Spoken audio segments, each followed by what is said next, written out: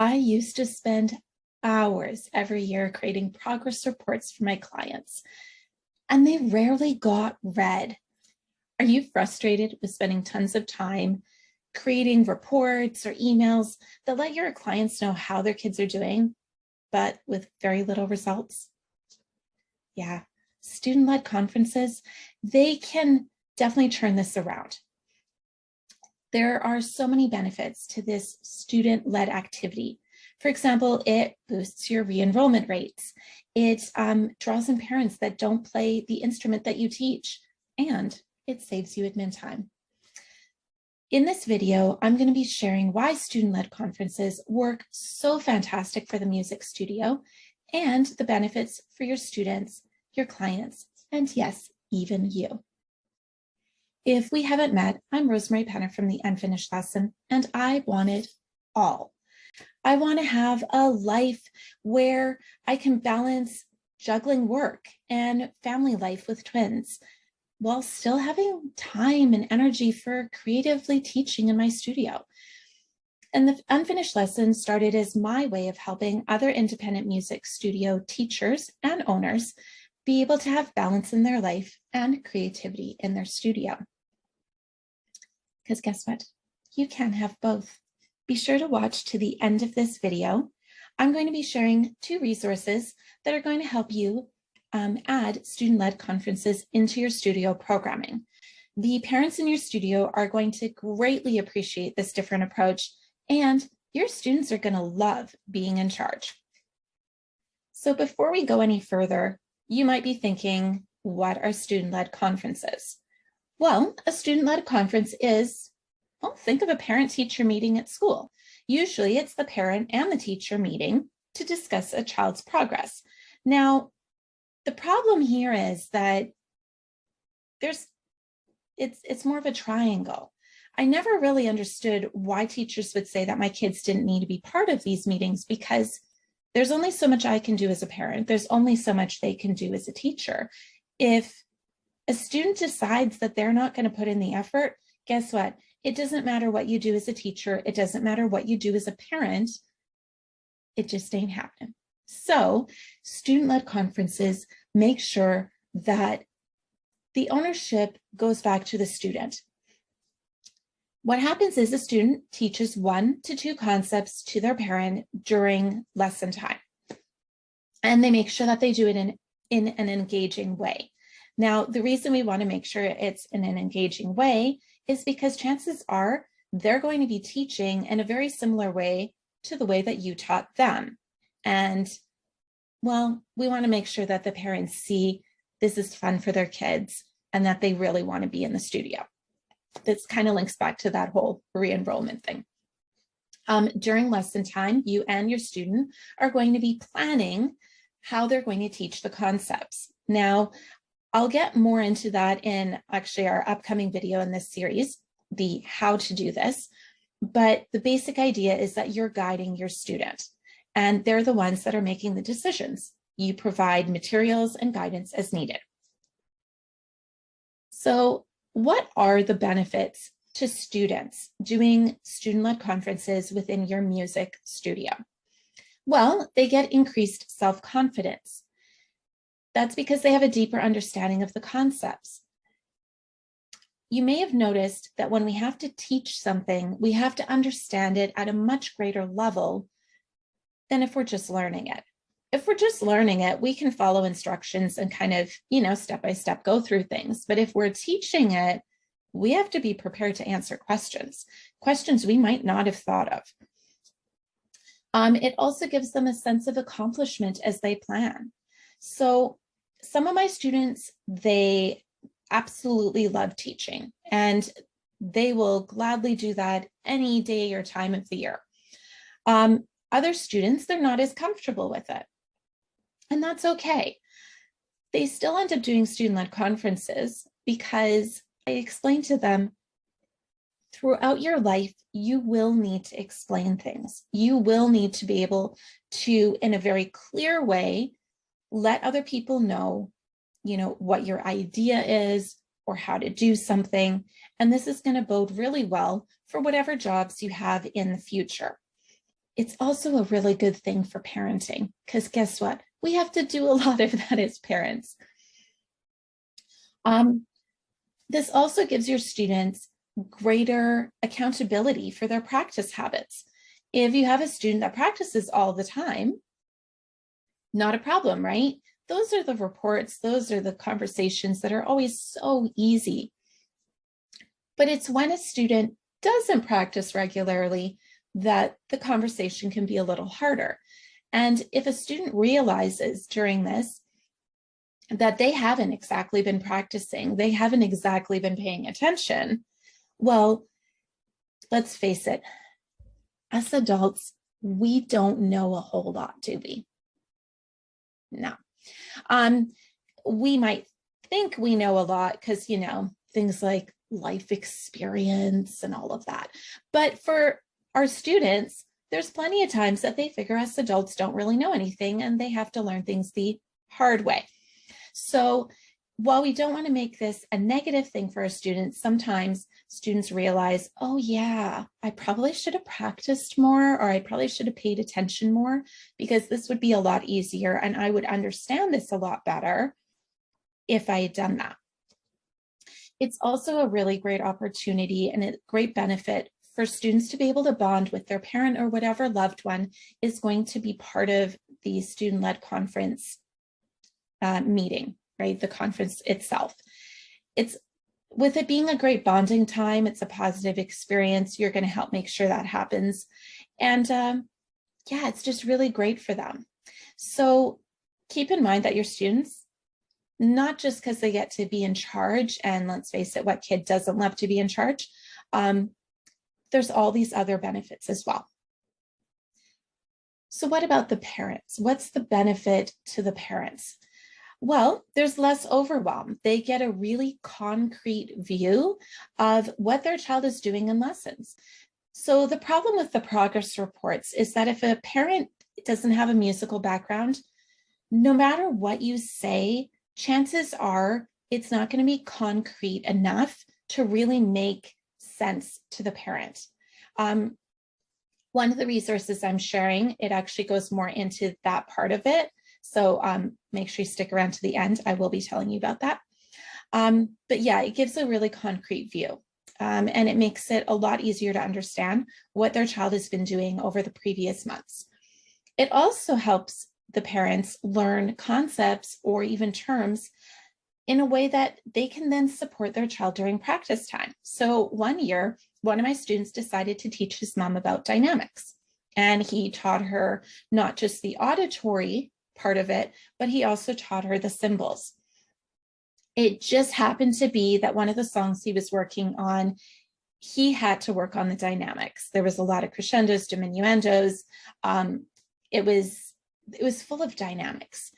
And so at the end, his mom happened to glance over, saw the music on the piano. She goes, "Oh, I understand what those symbols mean." And she was really excited. And I said, that's fantastic, because when your kid plays it this week, by the way, that's what they need to focus on in this song. So if you happen to hear different dynamics than what's written, feel free to point it out. And we all kind of had a laugh about the fact that his mom was super excited. She understood like what piano and forte and so on was. And so, yeah, it was a really great opportunity. And she'd never played an instrument. So it was, again, really exciting for her to be a part of her child's world, at least in this small part of it. It's a great opportunity and a great benefit for parents to see that their child is really excited about lessons, that they're excited not only to teach, but to share the activities that they've been probably doing during the year. And it's a really great opportunity for them to see how hard their kids work on a weekly basis. So another family, one year, the dad was in the student-led conference. His daughter was super excited. She's one of the ones that absolutely loves to teach. And she was very excited about showing her dad. And at the end of it, he turned to her and he goes, "Wow, you have so much that you have to remember on this page and be able to read." And he was just learning a tiny little part of it, right? Like one small concept. And she went, yeah, but it's easy for me. I've been doing this for years. But he had such a great appreciation for the practice that she put in each week and the fact that she was able to take all these different bits of information on the page and play it in a way that demonstrated all of those little bits of information. So that was really great for that family to be able to see that. It's also a great opportunity or a benefit for parents to see the benefits of consistent practice. So this kind of goes back to our students. If they practice regularly, parents in the meeting are going to see, wow, like my kid is able to teach me some pretty cool stuff. If they're not practicing as much, they're still going to think it's cool that their kid is showing them this stuff, but their child, unless they cram before these student-led conferences, may need a little more guidance from you. Now, if this happens, then you can say, you know what, maybe practice next year. We've talked about how your child, they want to have a bit more of a consistent schedule for practicing, that instead of it just being cramming before a lesson, they want to do a little bit more consistently. But also, you know what, not everybody falls into teaching really quickly. So I'm just here to support, but your kid is doing a great job explaining this. I'm just here to help remind them if they need the reminder, right? We want to always keep it super positive, and putting a positive focus on their child. Even with talking about more practice next term or next year, again, we had a conversation together. Your child realized this is something they want to do. It's showing that their child is taking ownership of their learning. And as a parent myself, I appreciate it when my kids are taking those things on themselves, that they're not expecting me to do everything. Funny story with that, actually. A few weeks before recording this video, one of my kids, he had texted me, it must have been at a break at school, and he goes, remind me to get ready for the field trip tomorrow. He was super excited about this field trip.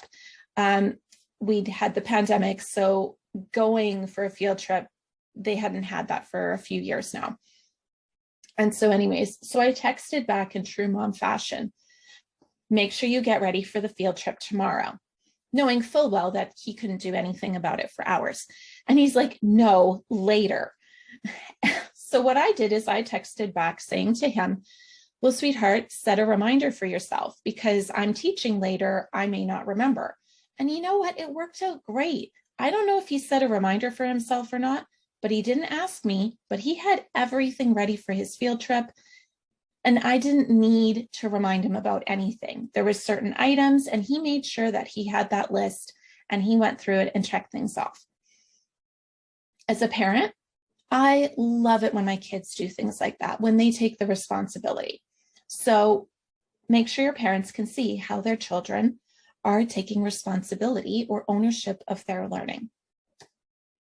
Okay, so what are the benefits for you as a teacher? And yes, we are allowed to be a little selfish, if you want to call it that, and have things set up in a way that they benefit us as well, right? We want to support the families within our studio, and we want to support our students if they're adults or whether they're younger. But it's okay to think about how things positively affect us as well. So here's a few benefits for you. Actions speak louder than words. So yes, you can write an email, you can write a report, you can absolutely do that, and you can say wonderful things within it. But inviting a parent within the lesson time so that they can see how you and their child interact, that speaks a lot louder than anything we can write on a page. We're going to be acting, or you're going to act as a facilitator, as a support or a guide, but hopefully more towards facilitating in the student-led conference, right? Versus you're just lecturing, you're just giving the information. By making it clear that their child is the one that's teaching, you're just there to support their child. You're reinforcing the idea that that's your role. You're there to support their child. You're there to support their family, but you're doing it in a way that builds their child up. And that's huge. You get to celebrate progress during the planning process. So again, actions speak louder than words. You can say, oh, you know what, you did really well this year. Yeah, but how did you do really well this year, right? Going through specific concepts, specific terms, specific things that your student has learned over the course of the year. It's really cool for them to see that list and to be able to kind of go like, wow, I accomplished all of that. And yeah, they did. It's really cool that they were able to do that. And you can also make sure that your student has a really strong grasp of the concepts. We want to do that, of course, throughout the year, but especially during student-led conferences, this is when we find out just how well our student understands that concept. And so when we're providing the support, when we're helping them with analogies, or what if you tried explaining it or doing it this way, how does that feel for you? Do you think that your parent would understand it better this way? Then our actions are showing that we trust that they can do this on their own, but we're there to support them as they do it.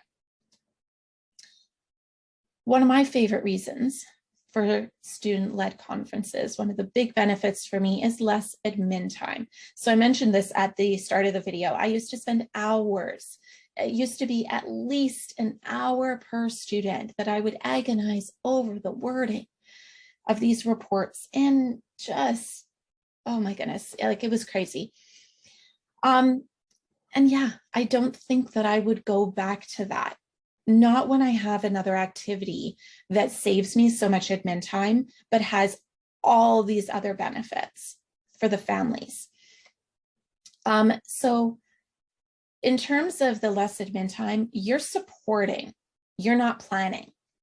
So about the only planning you're doing is maybe writing out, these are the concepts that you learned this year. If you have an annual growth plan or something like that, then it's pretty easy to just pull off of that list. Or you can brainstorm with your student if you haven't been doing something like that already. Everything happens during lesson time. So that means you are not spending extra personal time or giving up other admin tasks in order to get reports or emails written. And just like I mentioned with the students and parents, it's a really great bonding time to have with your students and your clients. Just that time together where you're celebrating and you're learning together. This is, again, a really great benefit for you. Building that relationship with your clients, that's what keeps clients in your studio. It's not all the other things you might think, but the relationship, that's what keeps clients re-enrolling year after year.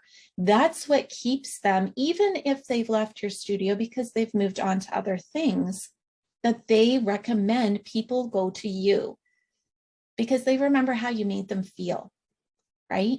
And so this is a massive benefit for you as the teacher.